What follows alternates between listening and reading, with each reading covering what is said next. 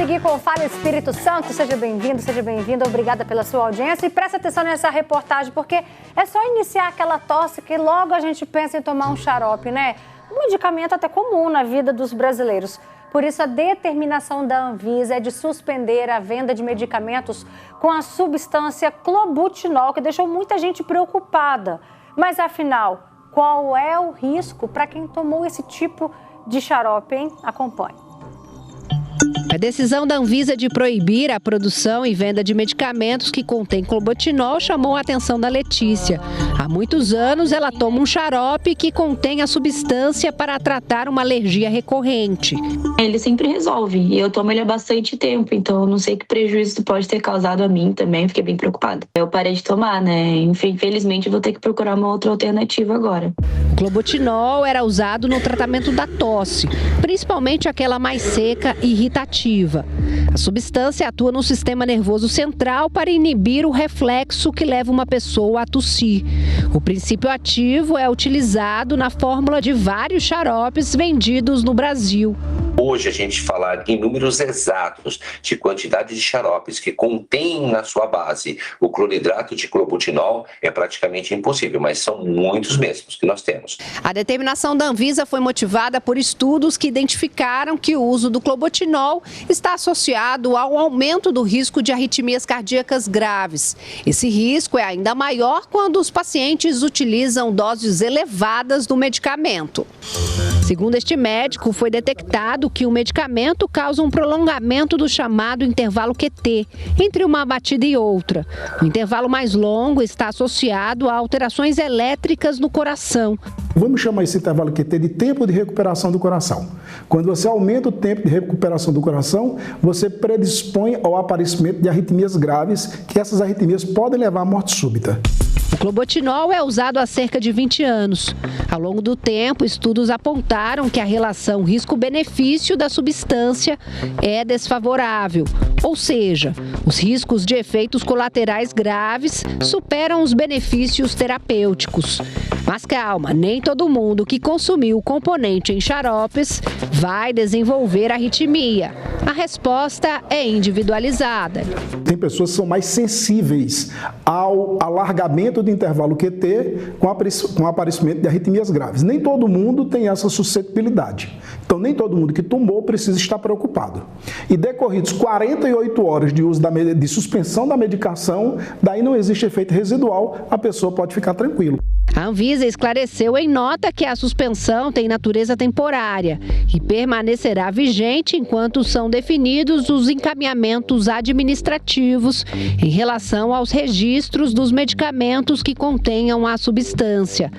A medida tem como objetivo impedir a exposição continuada da população a um risco sanitário considerado relevante. Para os pacientes, a recomendação médica é suspender o uso de xaropes que contenham clobutinol e procurar um profissional de saúde para ser orientado sobre outras alternativas terapêuticas. Existem outras possibilidades aí de tratamentos para tosse que acabam sendo mais seguras que esse próprio princípio ativo aí, o clobutinol. E olha só, gente, depois de muitos anos, a modelo Gisele Bündchen deixou de seguir uma dieta vegana após apresentar deficiência de vitaminas. Ela contou que mesmo com acompanhamento teve anemia e precisou reintroduzir alimentos de origem animal. Olha só. A revelação da supermodelo Gisele Bündchen provocou um debate sobre os impactos da alimentação vegana para a saúde. Será que se alimentar só de vegetais, excluindo qualquer produto de origem animal, pode causar deficiência de vitaminas e problemas de saúde? Eu acredito que não. Eu acredito que a pessoa que é vegana tem os alimentos próprios para elas comerem também. E acho que essa reposição da carne aí dá para ser feita com esses alimentos. Eu não dispenso. Não dispenso carne de jeito nenhum. Não importa se é frango, se é carne de boi, se é peixe. Para mim, está sempre na mesa. Gisele relatou no livro dela que, mesmo sob supervisão médica e fazendo uso de suplementos, enfrentou um quadro de anemia, que a obrigou a reintroduzir alimentos de origem animal na dieta. A maior preocupação ao aderir à dieta vegana, segundo os médicos, é a deficiência de vitamina B12, nutriente que não é encontrado em alimentos de origem vegetal, tornando a suplementação essencial. Já o ferro e as proteínas exigem um planejamento alimentar estratégico para garantir que as necessidades do organismo sejam supridas sem o consumo de carne. Esse médico explica que o ferro e as proteínas provenientes dos vegetais são mais restritos e mais difíceis de serem absorvidos pelo organismo. Então, às vezes, a pessoa precisa consumir uma quantidade maior daquela fonte de ferro, de vitamina B12, para poder chegar onde precisa. E aí começa a ter carências. Então, são pessoas que muitas vezes precisam prestar mais atenção e, invariavelmente, a gente precisa fazer reposições. Não é o que a gente come, é como a gente aproveita aquilo que a gente está comendo. É por isso que o segredo da alimentação vegana está nas substituições corretas durante as refeições. O grande segredo, se você quiser se tornar vegetariano, é saber fazer troca. Aqui estão algumas trocas inteligentes.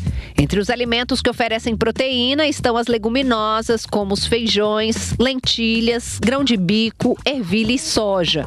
Nos cereais integrais, como a quinoa, arroz integral e aveia. E nas sementes e castanhas, como semente de girassol, abóbora, gergelim, linhaça e chia. Entre os alimentos que oferecem ferro estão também as leguminosas e o tofu.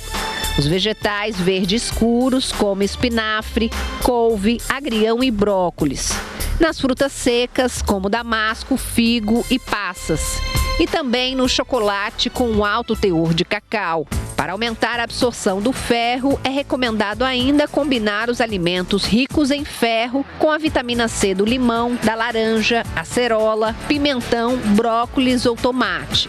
Com tudo isso, o médico afirma que é possível sim viver muito bem, sem consumir produtos de origem animal. Mas não quer dizer que o vegetariano restrito ou vegano sempre vai ter problemas de saúde. O que ele pode ter problemas é se ele restringir demais e não fizer um acompanhamento, não fizer reposições dentro do necessário. Ellie é vegana há pelo menos 3 anos. Ela faz suplementação e acompanhamento com nutricionista. Os exames, segundo ela, estão ótimos. E dá só uma olhada no prato de almoço da Ellie. Arroz integral, lentilha, couve, feijão e muitos legumes.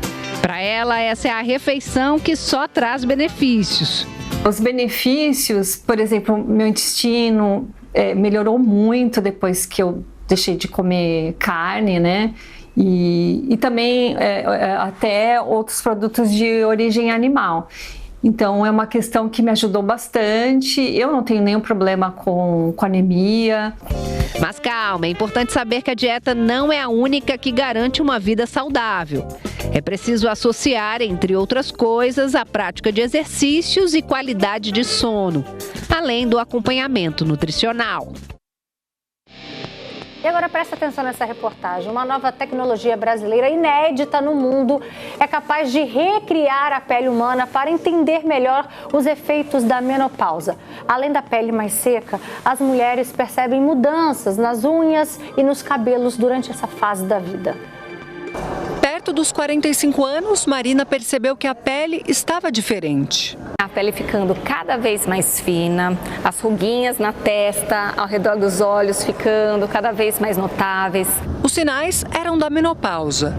Essa fase do envelhecimento feminino é marcada pela queda na produção de hormônios, como explica esta especialista do Hospital Moriá. Com o envelhecimento e a diminuição dos hormônios, principalmente do estrogênio, a pele tem uma perda maior tanto de água, então ela fica mais ressecada, e de colágeno, que é a principal proteína que dá sustentação à pele. As mulheres costumam entrar na menopausa numa faixa etária entre 45 e 56 anos, segundo a Sociedade Brasileira de Dermatologia. Entre os sintomas estão mudança na textura dos cabelos, unhas frágeis e pele mais seca e flácida. Para avançar nos estudos da menopausa, uma tecnologia inédita no mundo e desenvolvida no Brasil é capaz de recriar a pele humana com uma bioimpressora a partir de células reais. Aqui no laboratório, os cientistas conseguem reproduzir em detalhes o que acontece com a pele durante a menopausa. Com essa tecnologia, é possível observar essas mudanças e também testar formas de cuidado mais adequadas para essa fase da vida. Depois de pronta, a pele recebe hormônios para simular as alterações da menopausa. A partir dos resultados, pesquisadores podem desenvolver produtos mais adequados a essas mulheres. A gente formula produtos, testa a segurança deles. Então agora a gente consegue olhar para esse ciclo, nessa fase da vida da mulher, com mais precisão, mais assertividade para poder fazer melhores escolhas. E agora, olha só essa notícia, gente. Pesquisadores identificaram que o açaí pode influenciar na saúde mental, isso mesmo. Os antioxidantes naturais do açaí atuam na proteção de áreas do cérebro relacionadas ao controle do estresse e das emoções. O fruto de origem amazônica, rico em antioxidantes, atua como um escudo natural na prevenção do estresse. É o que revela um estudo da Universidade Federal do Pará. Foi feito um cálculo nutricional de quanto que essas crianças consomem de açaí diariamente e foi colocado, então, um cálculo para que os animais consumissem o mesmo volume, em média, do que é consumido pela população humana. O experimento, realizado em ratos jovens em situação de estresse, revelou que os animais que consumiram açaí apresentaram sinais de maior equilíbrio emocional. Além do comportamento, análises no cérebro revelaram aumento de enzimas que protegem as células, além da redução de danos causados pelo estresse. Pode-se indicar que existe ali uma proteção antioxidante, o fortalecimento desse sistema antioxidante que nós temos presente no nosso organismo. O efeito está ligado a compostos naturais do açaí, principalmente as antocianinas, responsáveis pela cor roxa do fruto. Quanto mais fresco e menos diluído, maior a concentração dessas substâncias. Quanto mais cedo eu consumir esse açaí, mais ele vai ter esses compostos bioativos que tiveram essa atividade comportamental nos animais. Os pesquisadores fazem um alerta. O açaí não é tratamento para ansiedade e depressão, mas pode ser usado como um aliado na prevenção.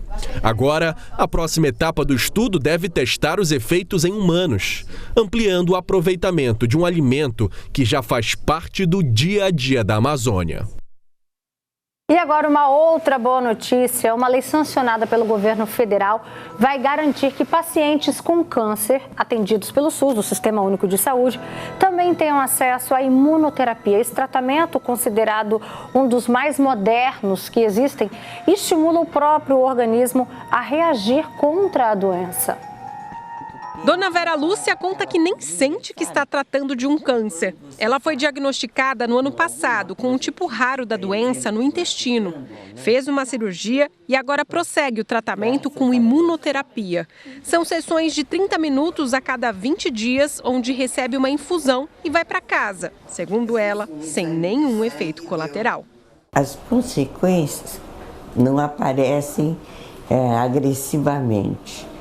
Então você vai relaxando até que aquilo entra no comum da vida e você não se preocupa mais. A senhora nem sente que tem câncer? Não sinto, absolutamente nada. A imunoterapia é um dos tratamentos mais modernos no combate ao câncer, com menos efeitos colaterais do que os meios tradicionais, como a quimioterapia e a radioterapia. Ela será incorporada ao sistema público de saúde. Segundo a nova forma, o SUS passará a oferecer a imunoterapia sempre que o tratamento convencional não apresentar o resultado esperado. Se a lei representar maior acesso, é lógico que vai ser positivo.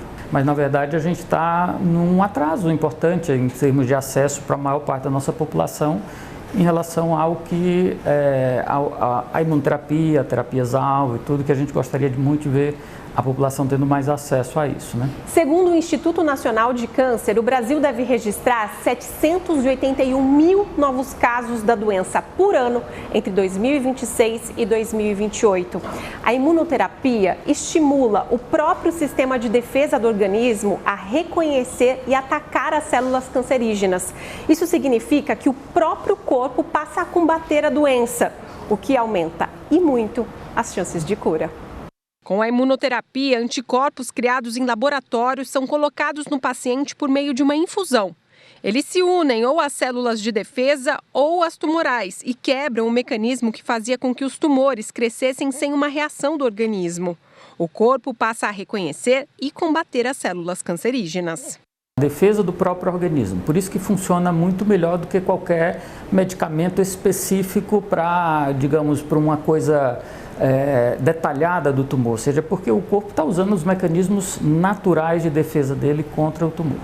Nem todos os tipos de câncer podem ser tratados com imunoterapia, mas há cerca de 40 indicações, como melanoma, alguns tipos da doença nos pulmões, rins, bexiga e mamas. Além do efeito colateral minimizado durante o tratamento, os resultados costumam ser mais duradouros na remissão da doença. Na minha realidade, o que eu mais trato no dia a dia, que é câncer de pulmão, hoje você tem pacientes com doença em remissão prolongada, mesmo já tendo parado a imunoterapia há vários anos. Lucas é enfermeiro, trabalha no setor de oncologia e foi diagnosticado em 2016 com linfoma de Hodgkin. Ele tratou com quimioterapia. 7 anos depois, a doença voltou e ele recebeu a imunoterapia. Para ele, não há dúvida da diferença entre os meios convencionais e o tratamento mais moderno. Ele acredita que a imunoterapia mantém o paciente com qualidade de vida, apesar de estar em meio a um tratamento de câncer. Saber que a população ela vai ter mais acesso a esse tipo de nova tecnologia de tratamento é muito bom. E exclusivo, você vai ver agora uma entrevista com as filhas de Stênio Garcia. Gaia e Cássia estão sendo processadas pelo ator de 93 anos e falam sobre esse assunto agora, pela primeira vez. Uma história que até agora tinha sido contada por um lado só. Gaia e Cássia souberam do processo movido pelo pai pela internet. Foi uma surpresa muito grande. As duas são filhas de Stênio Garcia, um dos maiores atores do Brasil, hoje com 93 anos de idade. Eu tenho direito ao usufruto do apartamento da Rua Barão da Torre. Estão me tirando esse direito. Foi uma doação feita em 1986 que provocou a divisão da família. No centro da disputa, um apartamento aqui em Ipanema, Zona Sul, um dos bairros mais valorizados do Rio de Janeiro. Os dois lados apresentam documentos que comprovariam a posse e o direito ao imóvel. O problema é que eles são de épocas e de acordos judiciais diferentes. O que a justiça vai definir é qual deles está em vigor agora. Ele foi comprado por Stênio Garcia enquanto o ator ainda estava casado com a primeira esposa, a atriz Clarice Piovesan, mãe das duas filhas dele. 2 anos depois, doou o apartamento para Cássia e Gaia, mas registrou o direito ao usufruto do imóvel enquanto estiver vivo. Usufruto é o direito de usar, aproveitar, de experimentar, de gozar daquele imóvel. Seja você morando no imóvel, seja você alugando e recebendo uma renda. E é a partir daí que as versões tomam caminhos diferentes. Esse apartamento ele foi comprado quando eu tinha 12 anos de idade e a minha irmã tinha 13. Ele foi comprado numa situação que meu pai precisava colocar a gente num lugar para morar. Foi quando Stênio Garcia e Clarice Piovesan se separaram depois de 16 anos de casados. Agora, Stênio Garcia entrou na justiça contra as duas filhas. Ele pede o pagamento do aluguel do imóvel. Hoje, quem vive no local é Clarice Piovesan, mãe delas, com quase 80 anos de idade. A defesa do ator afirma no processo que o apartamento chegou a ser alugado por pelo menos 4 anos e que ele nunca recebeu os valores. O advogado garante que o contrato de locação teria sido firmado sem o consentimento de Stênio Garcia. Cássia e Gaia dizem que a mãe vive no imóvel há 20 anos.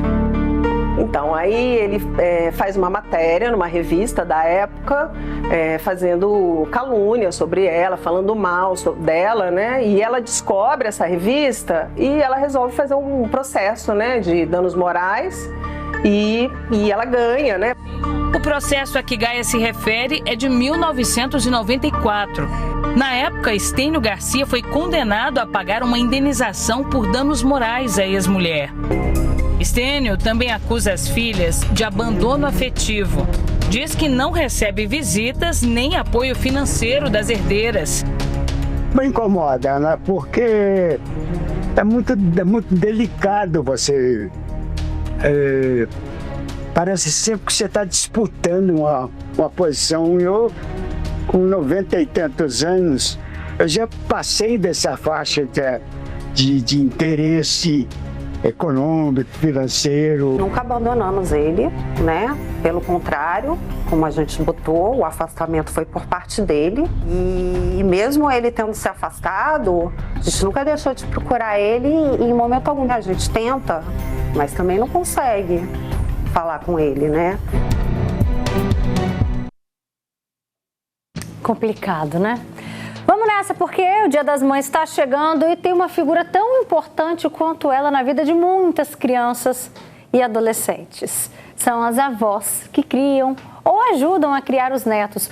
Muitas assumem esse papel por obrigação, principalmente quando a mãe precisa trabalhar e não tem com quem deixar as crianças, mas a maioria é por amor mesmo, né? Sem esperar nenhum tipo de recompensa, e cuidar dos netos pode ser mais do que um gesto afetivo. Pode até mesmo proteger o cérebro. É isso aí. As pesquisas recentes indicam que avós envolvidos nos cuidados com os netos apresentam melhor desempenho em memória e também desempenho cognitivo. É uma relação linda, né, gente? Mas também precisa ter um limite. Porque voltar a ser mãe, depois de ter criado os filhos com uma idade mais avançada, tem muitos desafios, e muitos mesmo, viu? Mas também tem muito amor. Então, esse nosso assunto agora, vamos equilibrar um pouco desse amor aqui no nosso estúdio. A gente recebe a Daniela Sampaio, que é psicóloga. Obrigada, Dani, pela sua presença, viu? Seja bem-vinda. E a gente também recebe aqui duas vovós incríveis, né? A Diva, obrigada, Diva, pela sua participação, seja bem-vinda. E a Elis também, que é vovó. Obrigada, Elis, pela sua presença, seja bem-vinda aqui com a gente também no Fala Espírito Santo. Obrigada, é sempre um prazer estar aqui com vocês. A gente resumiu bem esse sentimento de avó nessa abertura? Como é que é isso para você? Para mim é a oportunidade de ser mãe de novo. Como eu falei anteriormente, quando a gente é mãe, a gente tem aquele papel de educar. Quando a gente é vó, a gente tem o papel de cuidar. E como é que fica, né? Vai além da afetividade, é o envolvimento que vocês têm, tanto na obrigação quando vocês assumem esse papel e também o amor. Sim, a questão da obrigação se torna natural. Você se sente na necessidade de ter obrigação sobre aquela criança também. Igual no meu caso, a minha neta mora comigo, né? Tanto ela quanto a minha filha moram comigo. E a gente participa 24 horas da vida dela, em tudo. De manhã, cuida, prepara para poder levar para outra avó, que depois manda para a escola. Então tem aquela responsabilidade. Até o horário você olha, se precisa levar no médico também leva, ajuda. Então não é só uma questão de amor. Literalmente é cuidado, responsabilidade. E como é que é a vovó Elisa, hein?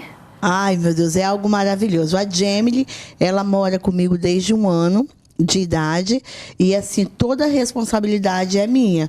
No caso, os pais me auxiliam no cuidado, né? Os pais são casados com outras pessoas, o pai é casado, né? E a mãe casou também, formaram família, e a Jamily mora comigo.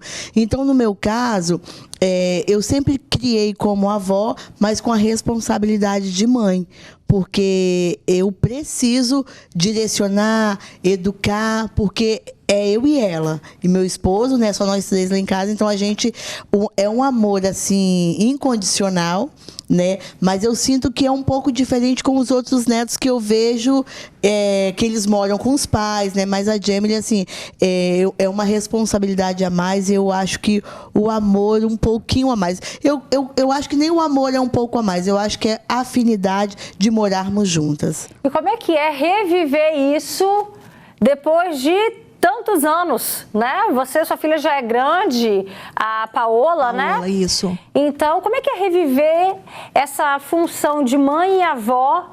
Paola tá com quantos anos? Paola vai fazer 23 agora. Então, depois de tudo isso, de todo esse tempo? A gente aprende todo dia.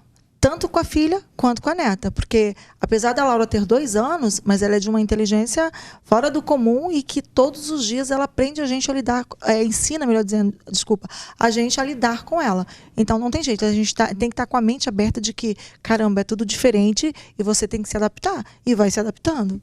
Já a Jamily tem 14 anos. A Jamily tá com 14 anos e todo dia é um aprendizado com ela, né? Muitas vezes até para mexer nas redes sociais, né? Que eles estão tão evoluídos, né? Ajuda a vovó. Vó, pelo amor de Deus, já te ensinei. Não, ajuda a vovó de novo, porque é uma revolução muito grande, né?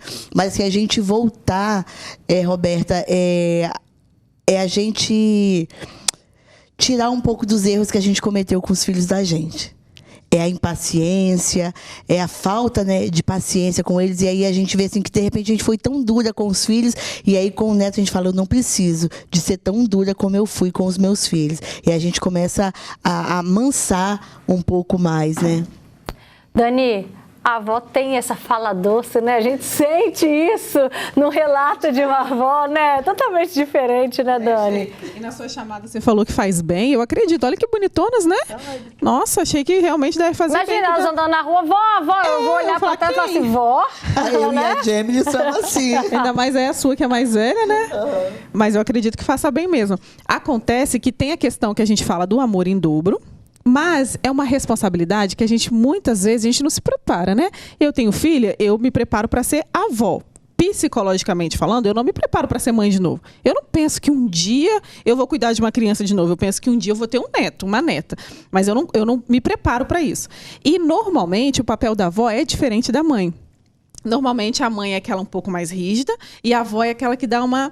E aí, quando eu preciso ser mais rígida, eu sofro o que a gente chama na psicologia de um luto simbólico. Porque eu perdi aquela chance de, poxa, agora eu queria dar uma estragadinha, eu queria deixar ela comer esse doce, mas eu não posso porque eu preciso ensinar, que é teoricamente aquele papel do pai, da mãe, do responsável, né? Então, quando a gente muda de posição, tem essa parte muito legal, tem esse aprendizado, mas tem esse luto simbólico que a gente chama, porque eu deixo de vivenciar esse momento um pouquinho mais leve que eu gostaria de viver. E como é que é isso na cabeça, por exemplo, do neto, da neta, que enxerga tanto esse lado da obrigação, do cuidado, da educação, na mesma pessoa que enxerga também aquele coração doce da avó? Como é que é isso na cabeça da criança? E é um luto para a criança também. É uma alegria imensa poder compartilhar isso, mas é um luto, porque eu queria ter aquela avó que é avó.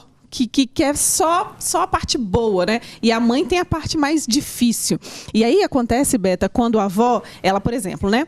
Eu imagino que você falou que é o seu caso. A avó, ela cria um neto e ela tem outros netos que ela não cria. Aí tem essa divergência. Ô, vó, lá você faz isso, comigo eu não posso. Mas é porque aqui eu sou sua mãe, aqui eu sou sua responsável, lá eu sou só a avó. Então tem muito disso na cabeça deles, essa comparação, sabe? Se tem comparação entre irmãos, né? Quando é mãe, você fala, mãe, fulano pode fazer isso e eu não posso.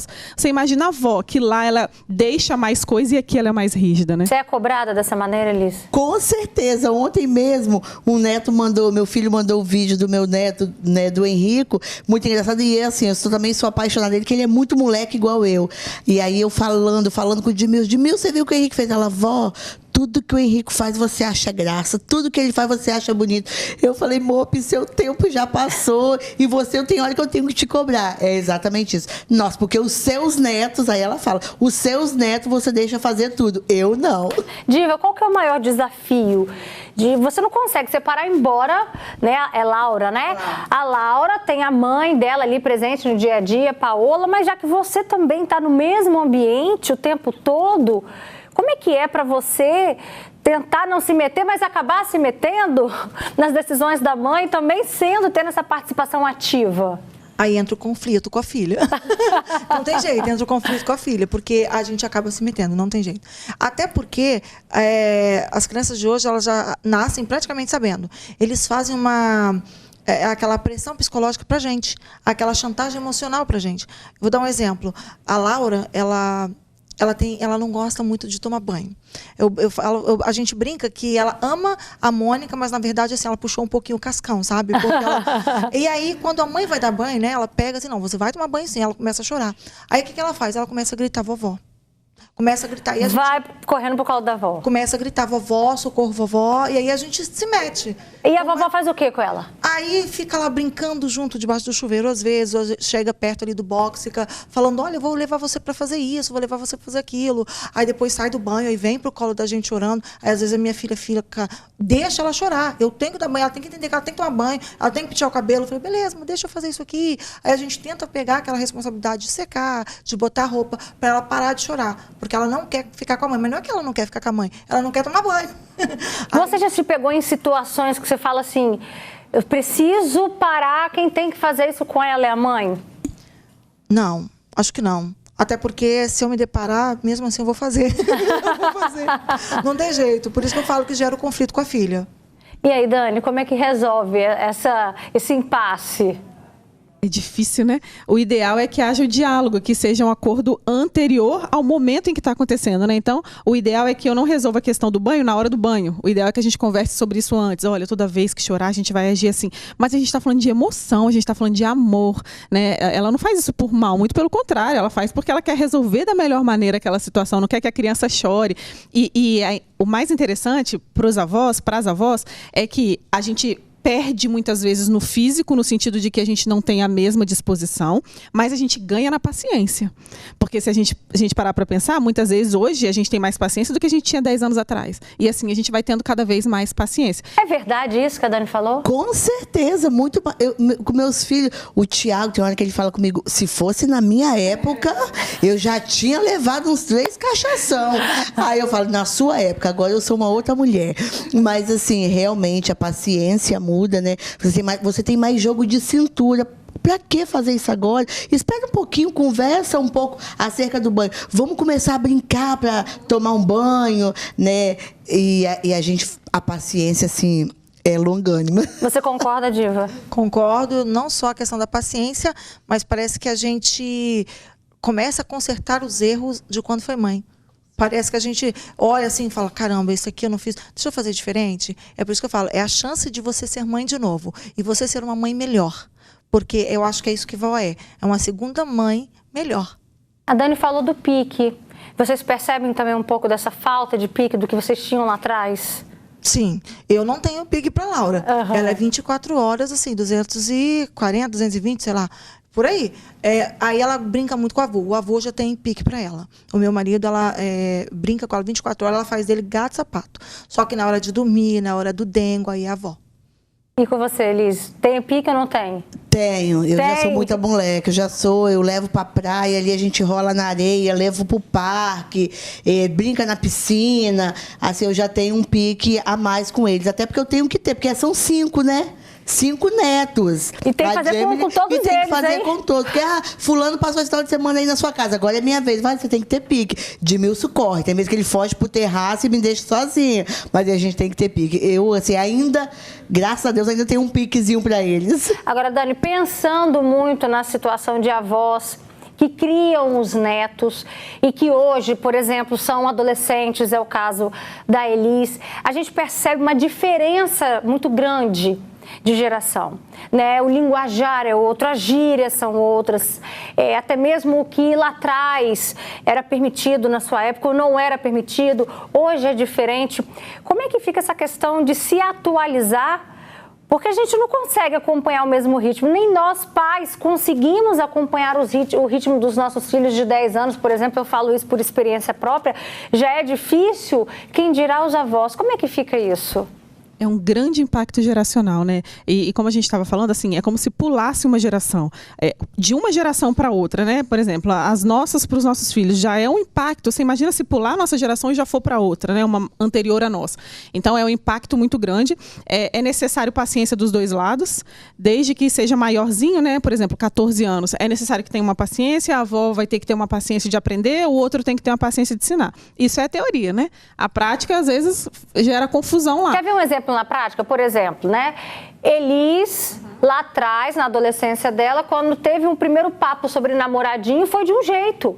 Hoje, o linguajar dela conversar com a neta sobre namoradinho já exige outra maneira, outra abordagem. Então é sobre essa diferença que na prática, como é que fica? E sobre o que é importante também, porque, por exemplo, o adolescente vai chegar com uma demanda que, às vezes, na nossa época, né, não era importante. Então, vamos imaginar o seguinte, o fulano, eu estou gostando do fulano e o fulano curtiu a foto da fulana. Parece uma bobeira, né? Nossa, que bobeira. Mas, às vezes, para a vida daquela pessoa, aquilo é importante. A gente não consegue, às vezes, alcançar aquilo. Eu não sei nem do que se trata. O que você está falando? Curtiu o quê? O que é isso, né? Quando fala seguir, eu lembro que tinha uma paciente minha que falava isso. O que é isso? Seguir? Tá seguindo ela? Minha neta em casa fala que tá seguindo ela, eu não sei o que é isso. E aí é difícil acompanhar mesmo. É o quê? Uma perseguição, né? O que está acontecendo? Que estão te seguindo. E ela feliz que estão seguindo ela. Ela fala, o que é isso? Você tá feliz que estão te seguindo? E aí, então, é muito difícil. Então, é importante que haja essa paciência e essa disposição de aprender, mas sabendo que adolescente é uma fase um pouco mais difícil. Eles gostam de testar, porque eles faz parte do desenvolvimento. Então, o testar é saber o que eu posso fazer, até onde eu posso ir. Por isso essa dificuldade, porque eu preciso ter aquela firmeza, mas ao mesmo tempo eu quero dar aquele amor tão grande. Isso já te deixa preocupada, Diva? Não. Porque quando eu não sei, eu falo, o que significa? Eu preciso aprender, eu preciso me atualizar. Mas você tem essa consciência, então, que você precisa se atualizar? Preciso. De vez em quando a gente passa umas vergonhinhas, né? Porque chega umas linguagens assim, você fala, meu Deus, o que eu tô fazendo? O que é? O que foi? Até com sua filha, né, já deve ter essa diferença? Sim, essa semana aconteceu um fato assim, que eu falei, meu Deus do céu, será que eles estão me xingando? Aí foram me explicar. Eu falei, tá tudo bom. Tá tudo certo. Não, eles estão na fase, por exemplo, das crianças, um tal de Sick Seven, um tal de, como é que é? Farmou aura. Que a gente não entende isso, né? Mas tem que se atualizar. Não sei o que é isso. Vai chegar a sua vez. No meu caso, Roberta, eu só tive filho homens, né? E aí, a época de namorar e tal... A gente fala que não, mas a gente é um pouco machista, né? O homem namorando, tá com a namoradinha. Não tem como, né? Machista. E aí agora a Jamie vem, vó, eu tô gostando de alguém. Pelo amor de Deus! Como assim? Você não tem idade para isso. Né? Então, assim, muda muito, né? Para você até mesmo educar, né? E, como eu já te falei, a Jamie, para nós, é uma responsabilidade triplicada, porque ela é nossa neta do coração.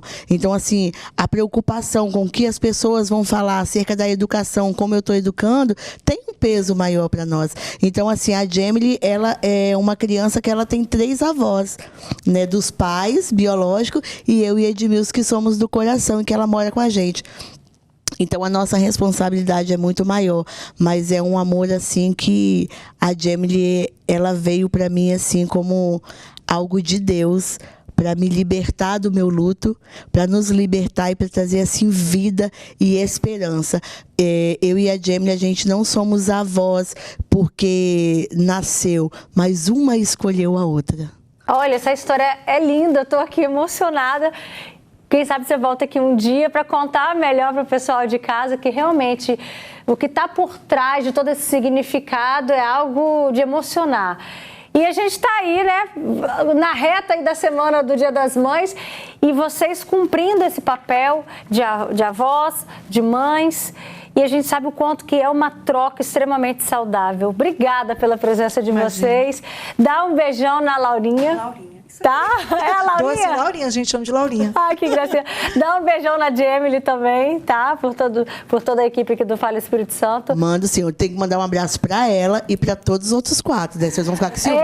São 5 e eu sou apaixonada, eu amo tudo. Henrico, Kiara, Jamie, Pedro e Heloísa. Eu amo vocês demais. Peraí, pra não dar briga, a Laurinha é neta única? Por enquanto é única. Por enquanto. Ixi, aí depois vai começar a treta quando vir mais netos aí, né? Vamos ver se vai demorar, se vai vir logo, né? Dani, obrigada pela sua participação com a gente, tá?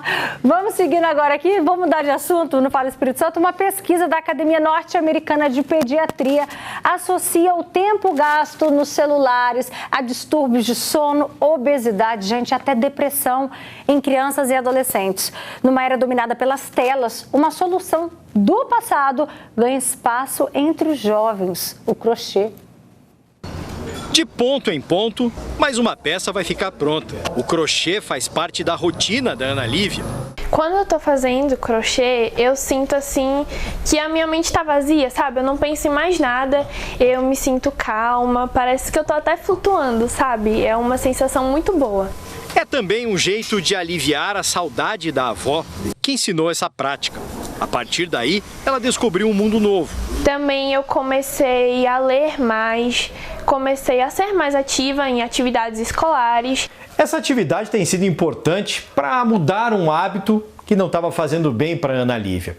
Antes, ela costumava passar a maior parte do dia, horas e horas, de olho na tela do celular. A Ana Lívia, ela já acordava com o celular na mão, assistindo, conversando com os amigos e passava o dia inteiro. Vai para a escola, quando voltava a tarde inteira ficava no celular, assistindo, conversando. Especialistas alertam para os riscos do uso excessivo do celular por crianças e adolescentes.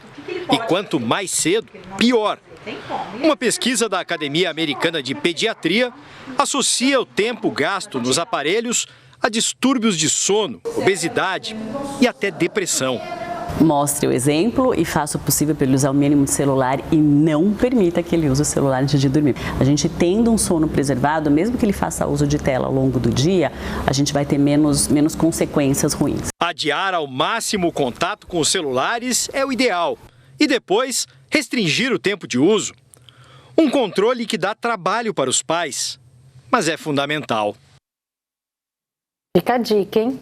E agora, vem comigo passar aqui no cantinho mais gostoso do nosso programa. Estamos aqui no nosso Espaço Gourmet.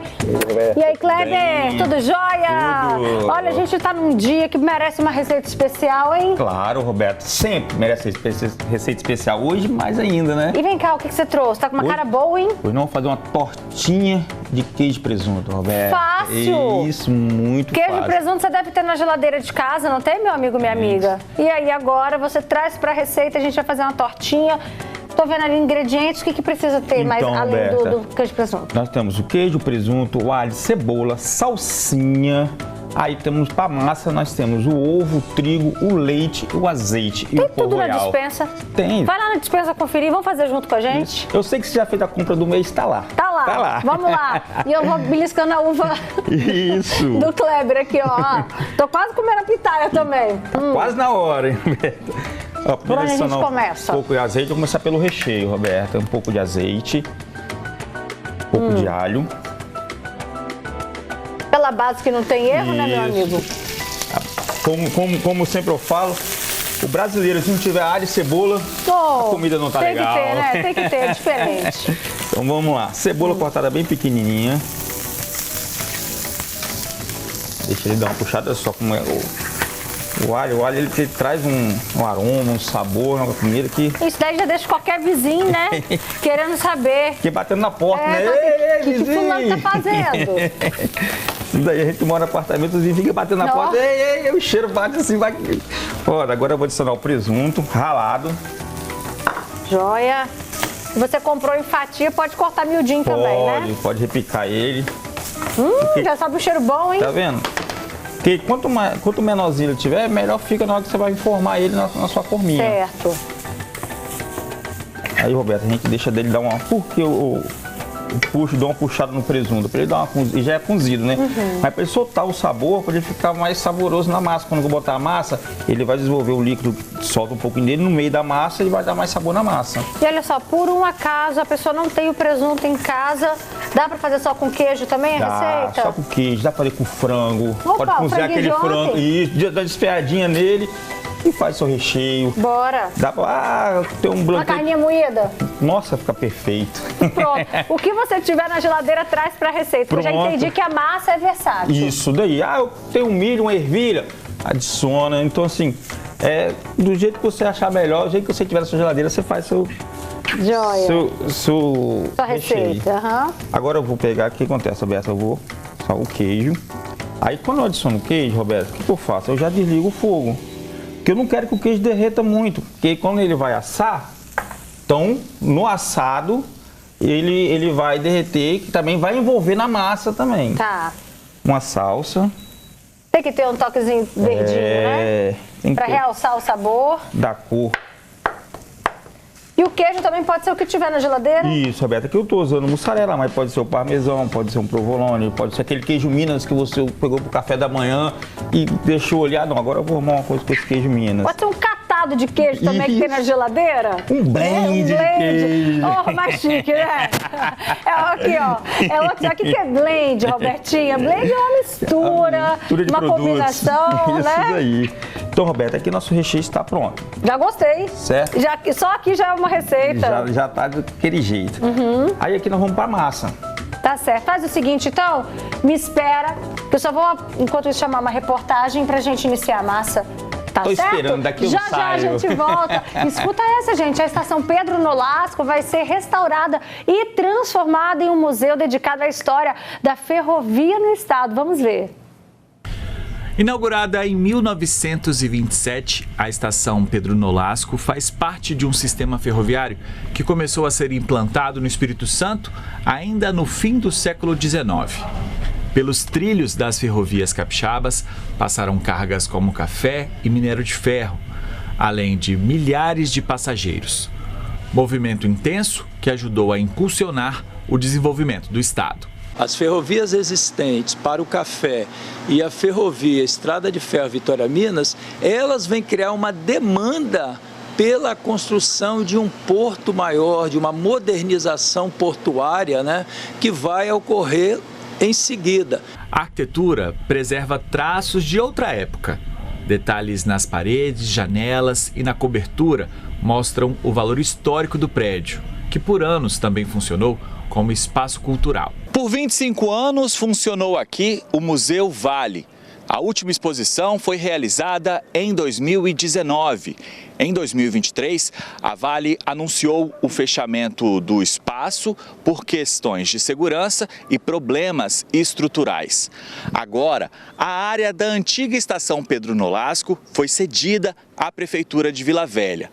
Uma reforma será realizada aqui para a criação do Museu Ferroviário do Espírito Santo. Com o início das obras, as equipes já avaliam o que precisa ser refeito.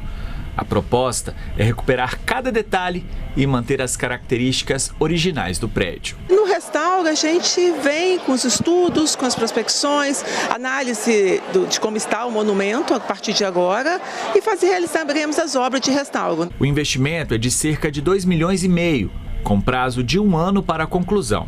Além da exposição permanente, o local deve sediar eventos culturais e ações educativas. A gente tem aproximadamente um tempo de 12 meses para ele poder estar pronto e aí, com o funcionamento, a gente vai ter aqui um museu permanente, que é o Museu Ferroviário do Espírito Santo, trazendo toda a história da ferrovia, que se identifica demais com a nossa população capixaba. A expectativa é que, depois de pronto, o espaço volte a ser ocupado pela população. Nós agora vamos fazer o restauro dele para que a gente possa abrir e contar a história do desenvolvimento do estado do Espírito Santo, inclusive a história do desenvolvimento econômico que passou por aqui pela antiga estação Pedro Nolasco. Espaços como esse ajudam a manter viva a história e ampliam o acesso à cultura. Tudo isso é memória do nosso povo.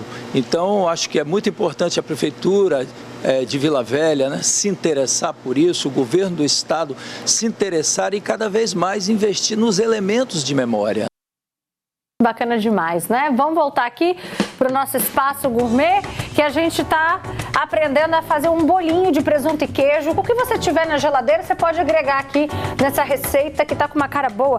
Olha só para vocês entenderem, presta atenção nessa imagem aqui. O Kleber partiu agora, você vai ficar com água na boca. Vou apoiar aqui, depois a gente mostra para vocês então.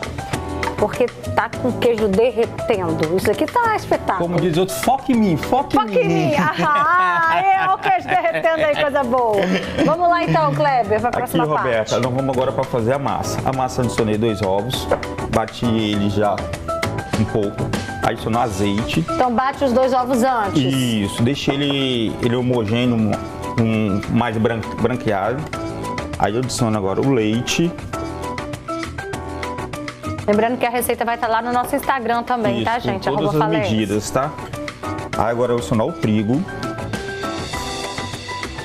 Mais ou menos, Roberta, vai ser 2 xícaras de trigo para 1 xícara de leite. Tá.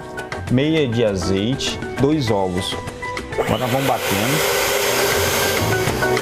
Até criar uma massa. Tá. Pega aquela massa de biscoitinho.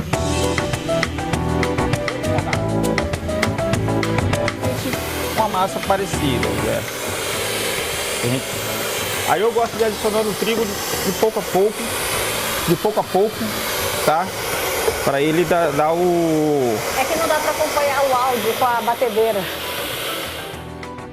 Eu gosto de botar o trigo de pouco a pouco para poder ele trazer o sabor que eu quero. Ó, Roberta, aí aqui agora eu vou pro fouet para ficar melhor. Se você quiser fazer tudo na mão também dá? Isso, dá também. Dá. Só que você vai ter que trabalhar um pouco mais. Aí você vê, ó, a massa como é que ela tem que ficar. Fica bem firme, consistente, né? Isso. Aí aqui agora a gente adiciona o quê? O fermento, tá? Uma colherzinha de café. Então aqui mais ou foi menos. ovos, bateu antes, né? 2 ovos. Isso, aí. Leite, azeite, trigo, bateu mais um pouco, fermento e agora... Sal. Sal. Um pouco de sal. Mexe, mexe, mexe. Como diz outro, remexe pra lá, remexe pra cá. E você que chegou agora, ele começou pelo recheio, tá? Então, dourou um alho, alho, cebola, presunto, queijo e uma salsinha. E a salsinha para dar aquele charme no nosso recheio. Perfeito. Vamos fazer o seguinte, então, a gente vai continuar essa receita no próximo bloco. Você é meu amigo, minha amiga, você não sai daí, eu também prometo, não sai daqui, tá? A gente te espera, eu te espero, hein?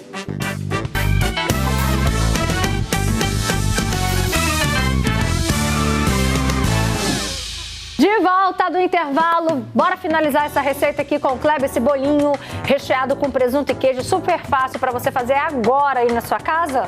Vamos lá, meu amigo. Agora eu vou montar a forminha, tá? Com azeite, então você pode passar bastante azeite, tá, gente? Porque para ela soltar bem. Quem quiser fazer num tabuleiro maior para um lanche da tarde, pode fazer dá também. certo? Dá certo também. Deve fazer ele inteiro, né? O bom é você fazer nas porçãozinhas que fica mais fácil para poder estar comendo, mas para fazer o tabuleiro e cortar em cubos. Nossa massa ficou pronta, ó. Olha que bonita, gostei, hein? Aí a gente venhamos num pouco de massa, ó. Mais ou menos uma colher, né? Para essa forminha não tem problema deixar esburrar, né? Não, Roberto, não, eu até gosto. Porque dependendo da receita não pode, né? É, você vê como é que ficou ele para fora assim?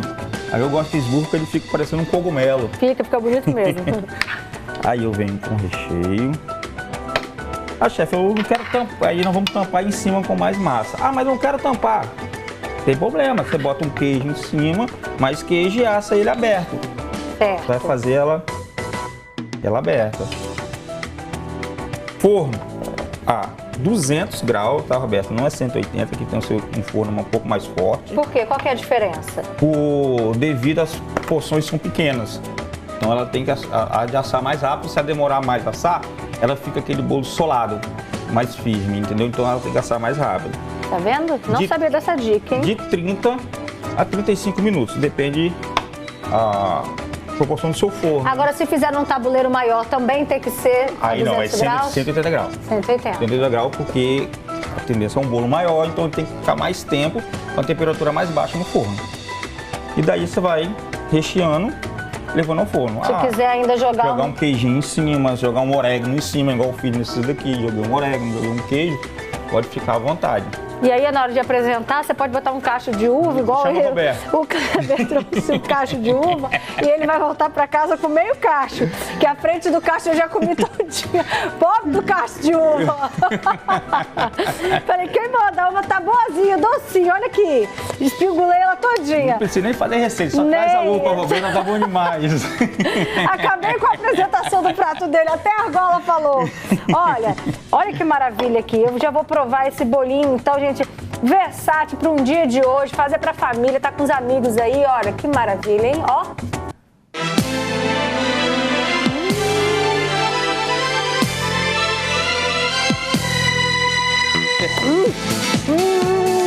Tem que dançar, não pode parar, né? Kleber, meu amigo, segura isso daqui porque vai dar briga hoje aqui depois. Tira de perto de mim, Roberto.